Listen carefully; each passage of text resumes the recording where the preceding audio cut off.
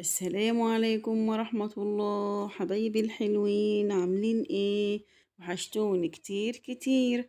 انا ماما نونا، والنهاردة هحكي لكم حكاية جديدة، حكاية فيها الحوت والغزالة، وهنشوف هم عملوا ايه. يا ترى هنحكي قصة سيدنا مين؟ قصة سيدنا يونس. يلا بينا يا حبايبي. كان يا مكان يا سعد يا إكرام، ما يحلى الكلام إلا بذكر النبي عليه الصلاة والسلام. سيدنا يونس كان عايش في مدينة اسمها نينوى. كانت أهل المدينة دول بيعبدوا الأصنام.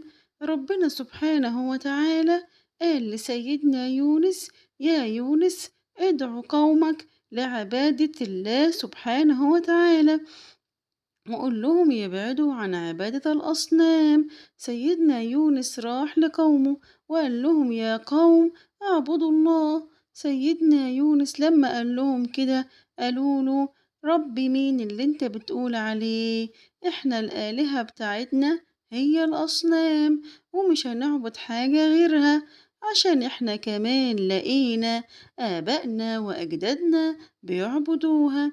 قال لهم: يا قوم، ربنا سبحانه وتعالى أرسلني إليكم علشان خاطر أبعدكم عن عبادة الأصنام اللي هتدخلكم النار. لكن ما استجابوش لدعاء سيدنا يونس السلام، ورفضوا إن هم يعبدوا ربنا سبحانه وتعالى. لكن يا حبايبي سيدنا يونس فضل يدعوهم في كل مكان، وما يئس أبدا من دعوتهم. وكان عنده مكان صغير كان بيعبد فيه ربنا سبحانه وتعالى، وهو ساجد كان بيدعو لقومه إن هم يتركوا عبادة الأصنام. بعد كده راح لهم تاني يا حبايبي وفضل يدعوهم، ولكن ما سمعوش كلام سيدنا يونس. ربنا سبحانه وتعالى قال ليونس: يا يونس، أنا خلال 3 أيام هرسل على قومك العقاب والهلاك. سيدنا يونس زعل جدا علشان قومه، وراح قال لهم: يا قوم، قدامكم 3 أيام، لو ما رجعتوش لعبادة ربنا هيهلككم كلكم.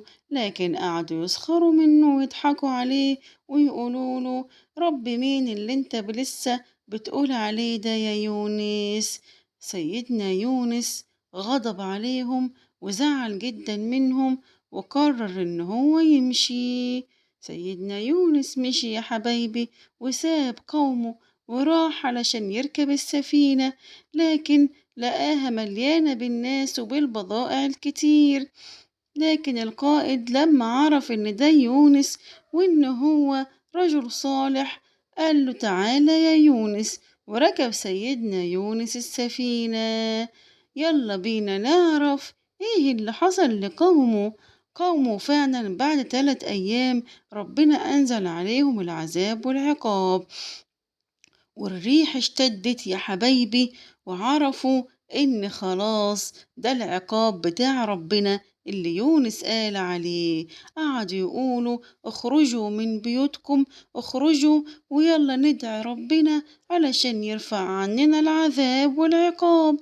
قعدوا يدعوا ربنا ويقولوا: يا رب يا رب ارفع عنا العذاب، يا رب ما تهلكناش. وفضلوا يدعوا، وربنا سبحانه وتعالى علشان خاطر هو رحيم رفع فعلا عنهم العذاب، وآمنوا قوم سيدنا يونس كلهم، وكانوا يا حبايبي 100 ألف، وكمان كانوا بيزيدوا عن 100 ألف. يلا بينا نشوف ايه اللي حصل لسيدنا يونس وهو في السفينة. سيدنا يونس وهو في السفينة جه عاصفة جامدة جدا، الجو اتغير يا حبايبي، والسفينة قعدت تهتز يمين وشمال. راح القائد قال: لازم نتخلص من جميع البضائع. رموا كل البضائع في البحر يا حبايبي، ولكن لسه برضو العاصفة مستمرة، وخاف على إن الناس كلها اللي في السفينة يموتوا. راح قال لهم: احنا هنعمل قرعة، واللي هيجي عليه السهم هيرمي نفسه في البحر. فعلا عملوا قرعة وكل اللي يجي عليه السهم يلقي نفسه في البحر. جه الدور على سيدنا يونس، جت عليه يا حبايبي القرعة. راحوا قالوا لأ، يونس رجل صالح، يلا نعملها تاني. عملوها تاني لقوا السهم برضو جه ناحية سيدنا يونس. قالوا لأ، يونس رجل صالح. عملوها مرة تالتة، لكن يونس عليه السلام عرف إن دي إرادة ربنا، وإن ربنا رايد ليونس إن هو يلقي نفسه في البحر. رمى سيدنا يونس نفسه في البحر، ومين اللي كان مستنيه يا حبايبي؟ الحوت الكبير. ربنا أمر الحوت إن هو ياخد سيدنا يونس ويضعه في بطنه، ولكن من غير ما يأذيه.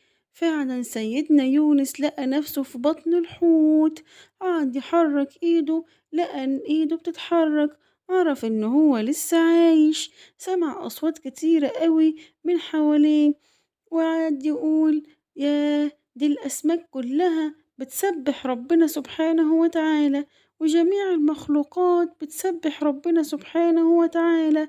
قال لنفسه: أنا كمان هسبح. قعد يقول: لا إله إلا أنت سبحانك إني كنت من الظالمين. لا إله إلا أنت سبحانك إني كنت من الظالمين. لغاية ما ربنا سبحانه وتعالى أمر الحوت إن هو يروح عند الشاطئ ويلفظ سيدنا يونس من فمه. ولما سيدنا يونس لقى نفسه على الشاطئ، لقى نفسه تحت شجرة. الشجرة دي اسمها شجرة اليقطين. ربنا سبحانه وتعالى أنبتها له علشان يغطي بيها جسده وياكل منها. وبعد كده ربنا سبحانه وتعالى أرسل لسيدنا يونس الغزالة اللي كان بيشرب من لبنها. بعدين عرف إن قومه كلهم آمنوا بيه، فرح جدا وراح يا حبايبي لقومه، ولقاهم فرحانين جدا إن هو رجع. وقعدوا يقولوا: يونس عايش. وعبدوا كلهم ربنا سبحانه وتعالى، وعاشوا في سلام وأمان. وتوتة توتة، خلصت الحدوتة. ما تنسوش يا حبايبي تعملوا اشتراك وتفعلوا الجرس وتعملوا إعجاب. تصبحوا على خير يا حبايب ماما نونا.